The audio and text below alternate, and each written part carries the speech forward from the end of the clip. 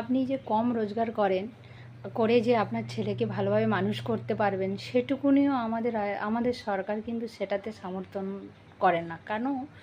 কারণ বাংলা মিডিয়াম বাচ্চাগুলোকে কত রকমের স্কলারশিপ দিচ্ছে। কেন ইংলিশ মিডিয়ামের কিছু বাচ্চা যারা মানে কম রোজগার করে, খুবই কম সীমিত রোজগার করে, অথচ তাদের মা বাবার ইচ্ছা আছে বাচ্চাকে ইংলিশ মিডিয়ামে পড়ানো। তারা যদি স্কলারশিপের জন্য অ্যাপ্লাই করে, তো সেখানে কেন তারা স্কলারশিপ পাবে না আপনারা বলুন তো? কিন্তু এখানে দেওয়া হয় না স্কলারশিপ।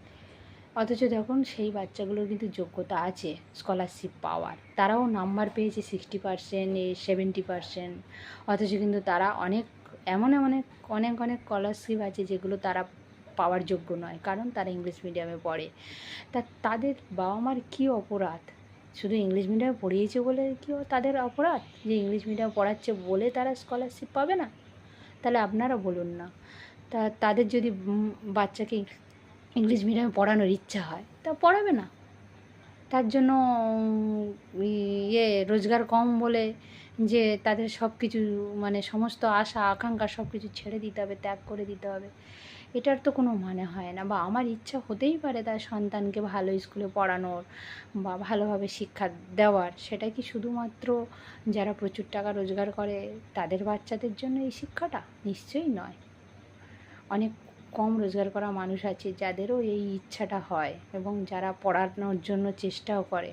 কিন্তু একটু যদি সরকার থেকে সেই সুযোগটা বা সাহায্যটা পেত তাহলে তো খুবই ভালো হতো। কারণ সরকার তো এমনি স্কলারশিপ দেয়, প্রচুর প্রচুর বাচ্চাকে স্কলারশিপ দেয়।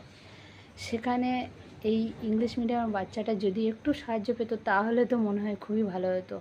প্লিজ কোনো গার্জেন যদি এটা দেখে থাকুন তাহলে আপনারা একটু ছড়ানো চারদিকে দেওয়ার চেষ্টা করুন, যাতে ইংলিশ মিডিয়ামে পড়া যেসব অল্প অল্প রোজগার করা বাবা মা আছে তারা যাতে পরবর্তীকালে বাচ্চাদেরকে ভালো জায়গায় পড়াতে পারে এবং স্কলারশিপ পেতে পারে বাচ্চাদের জন্য। সেইটার জন্য আপনারা একটু সাহায্য করুন, চারদিকে ভিডিওটা শেয়ার করুন, যাতে সবাই মিলে একটু সরকারের কাছে কথাটা তোলা যায় বা সরকারের কাছে এই আর্জিটা জানানো যায়।